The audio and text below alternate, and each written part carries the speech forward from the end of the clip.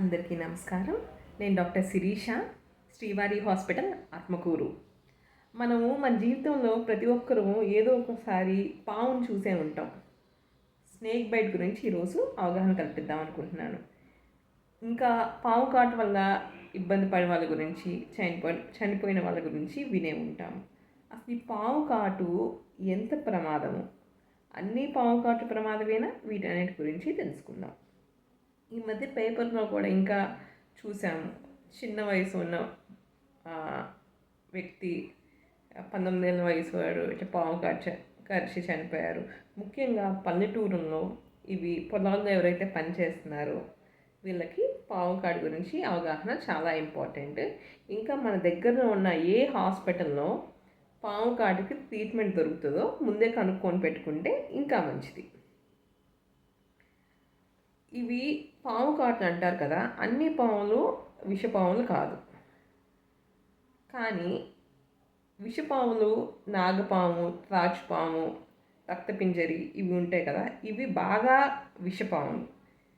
మనకి ఏది విషపామో ఏది విషం లేని పామో తెలియదు కాబట్టి ఏ పాము కరిచినా వెమ్మటనే సోపుతో అది కడిగేసుకొని వెంటనే దగ్గరలో ఉన్న హాస్పిటల్కి వెళ్ళటం మంచిది. ఎక్కడైతే ఈ పాము కాటుకి విరుగుడు దొరుకుతుందో ఆ హాస్పిటల్కి వెళ్ళటం మంచిది. పావుని కరిచినప్పుడు కుదిరితే ఎవరన్నా పావును కనుక చూసి ఉన్న వాళ్ళు ఉంటే మంచిది. ట్రీట్మెంట్ కొంచెం ఈజీ అవుతుంది. అది విషపామ కాదా తెలుసుకుంటే ఒక అవగాహన ఉంటే ట్రీట్మెంట్ కొంచెం తొందరగా ఇవ్వటం జరుగుతుంది. మామూలుగా అయితే విషపాము అయితే మామూలుగా 2 ఘాటులు 1 ఘాటు అట్లా పెడతాను. అదే విషం లేని పాము అయితే నీళ్ళ పాము ఇవైతే చాలా ఘాటులు పెడతాయి.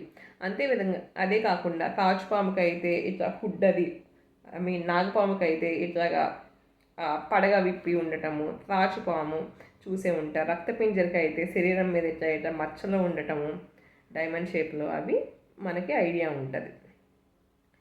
కొన్ని రకాల విషపాములకి తల వి షేప్లో ఉంటుంది ఇట్లాగా, అది కూడా గమనించుకుంటే మంచిది.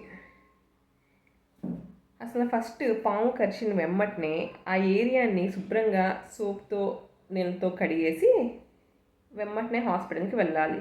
అక్కడ ఆ ఘాటు పైన గట్టిగా కట్టటము, తర్వాత నోటితో ఆ విషయాన్ని తీసేయటం ట్రై చేయటము, అక్కడ వరకు పొడి చేసి విషయాన్ని తీసేయటము అటువంటివి ఏమీ చేయకండి.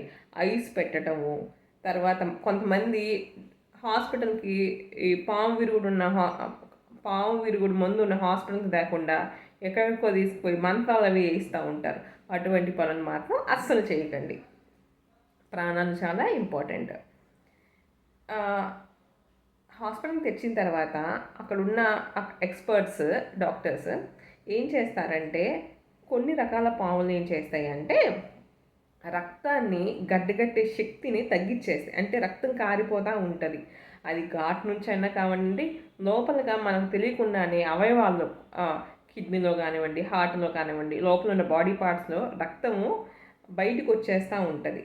అటువంటి టాక్సిన్ రిలీజ్ చేస్తుంది. ఈ విషయంలో అటువంటి టాక్సిన్ ఉంటుంది అన్నమాట. పాము కాటు విషయంలో లోపల మనకు తెలియకుండానే బ్లీడింగ్ అయిపోతూ ఉంటుంది. ఇంకా కొన్ని రకాల పాములు ఏం చేస్తాయి అంటే బాడీలో ఉన్న కండరాలన్నింటినీ పెరాలసిస్ చేస్తాయి. అంటే కండరాలన్నీ పట్టేయటము, తర్వాత చనిపోతారనమాట. అదే హాస్పిటల్కి వచ్చిన వెంబటనే బ్లీడింగ్ టైం, అంటే మన బాడీలో రక్తం గడ్డగట్టే శక్తి ఎంత ఉంది, bleeding time, clotting time, whole blood clotting time, PT, APTT అన్నారు, ఇవన్నీ చేసుకొని చూసుకుంటారు హాస్పిటల్ సిబ్బంది. ఇంకా ఏంటంటే నేను చాలామందికి చూశాను, ఫస్ట్ది పాము కాటు కరిచిన తర్వాత పేషెంట్స్కి కొంచెం మాట నంగిగా మాట్లాడటము, కళ్ళు బయలు కమ్మినట్టు అనిపించటము, తర్వాత కన్ను కొంతమందికి అయితే కన్ను ఇట్లా మూసుకుపోతూ ఉంటాయి అన్నమాట. టోసిస్ అంటారు. కన్ను ఇట్లా మూసుకుపోతూ ఉంటాయి. మనం గట్టిగా ఇప్పుడు మనం ఇట్లా అంటే కన్ను తెరుచుకుంటుంది కదా, పైకి కండరాలు పెరాలసిస్ రావడం వల్ల కనీసం కన్ను కూడా ఇట్లా ఎత్తలేరు అనమాట. ఆ విధంగా వచ్చేయటం, తర్వాత నోరు తెరవలేకపోవటము, ఇక్కడంతా పట్టేసినట్టు అనిపించటము, ఈవెన్ చెయ్యి కూడా ఎత్తలేకుండా ఉండటము, మాట నంగిగా మాట్లాడటం, ఇవన్నీ ఇనీషియల్ ఫీచర్స్. తర్వాత ఆయాసంగా ఉంది, ఊపిరి బాగా ఊపిరి రావటము, కొన్ని ఇవన్నీ ఏంటంటే ఈ పక్షవాతం ఇవన్నీ రాసేది ఏంటంటే కొన్ని రకాల స్నేక్స్ న్యూరోటాక్సిక్ స్నేక్స్ అంటే నరాల మీద ఎఫెక్ట్ చూపించి పక్షవాతం రావటం, ఊపిరి ఆడకుండా చేయటం, తర్వాత హార్ట్ రేట్ గుండె కొట్టుకునేది ఎక్కువైపోవటము, బీపీ తక్కువైపోవటము, బాగా ఊపిరైపోయి పేషెంట్ చనిపోవటం ఇవి జరుగుతాయి.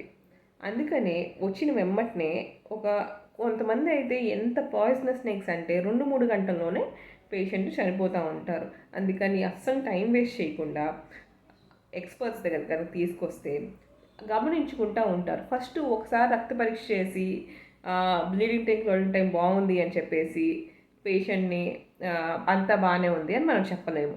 ప్రతి అరగంట గంటకు ఒకసారి ఒక 4 సార్లు టెస్ట్ చేసుకున్న తర్వాత అది రక్తము అంటే రక్తపింజరి అయితే రక్తము కారిపోతూ ఉంటుంది మన బాడీలో ఉన్న పార్ట్స్లో, అది ఉందా లేదా అని చెప్పేసి ఈ హోల్ బ్లడ్ క్లాటింగ్ టైం అనేది ఒకసారి కాకుండా 4 సార్లు ఒకసారి ఒక హాఫ్ అన్ అవర్ గ్యాప్తో 4 టైమ్స్ చెక్ చేసుకుంటే మంచిది. ఇంకా నేను చెప్పిన సిమ్టమ్స్ కళ్ళు ఇట్లా మూతను పడిపోతూ ఉంటాము, కండరాలు వీక్గా అవ్వటము, నోటి దగ్గర లిప్స్ దగ్గర అంతా తిమ్మిరెక్కినట్టు అనిపిస్తుంది. ఇవన్నీ సిమ్టమ్స్ కనుక ఉంటే అది ఖచ్చితంగా విషపూరితమైన పాము అనమాట. దానికి ట్రీట్మెంట్ అది ఇస్తారు. మనకి ఇండియాలో కోబ్రాస్ అని, క్రేట్స్ అని, వైపర్స్ అని, రసన్స్ వైపర్, సాస్కెల్ వైపర్ అని చెప్పేసి ఇవి 4 ఏంటంటే బాగా ఎక్కువ ఉండే పాము విషపాములు. అదే నాగుపాము, తాచుపాము, తర్వాత రక్తపించరి, ఇవన్నీ ఏంటంటే ఎక్కువ ఈ 4 విషపాములు. సో వీటన్నిటి విషంతో మనకి యాంటీ స్నేక్ వీడం అని చెప్పేసి పాలివలెంట్ యాంటీ స్నేక్ వీడం అని చెప్పి తయారు చేసి అది హాస్పిటల్లో పెట్టడం జరిగింది. అది కొన్ని రకాల పాములకైతే మేము చూసిన వాటికైతే ఒకే రోజు అవి ఇంజెక్షన్స్ 35 ఇంజెక్షన్స్ కూడా ఇచ్చిన సందర్భాలు కూడా ఉన్నాయి. అంత విషపూర్వమైన పాములు కూడా ఉన్నాయి. ఈ సిమ్టమ్స్ అన్నీ చూసుకుంటూ అందరు హెల్త్ కేర్ ప్రొఫెషనల్ లేక ఎక్స్పర్ట్స్ లేకపోతే ఇప్పుడు ఈ వీడియో చూస్తే మీరు ఈ సిమ్టమ్స్ అన్నీ గమనించుకొని పాము కరిచిన వెమ్మటనే భయపడకుండా, ఎవరైతే కరిచారో వాళ్ళని భయపెట్టకుండా వెమ్మటనే దగ్గరలో ఉన్న ఇవి యాంటీ స్నేక్ వీనం అంటే పాము కాటు విరుగుడు ముందు దొరికే హాస్పిటల్కి కనుక వెళ్తే మంచిది. డాక్టర్స్ డిసైడ్ చేస్తారు గమనించి అది విషపూరితమైన పామా, విషం లేని పామా.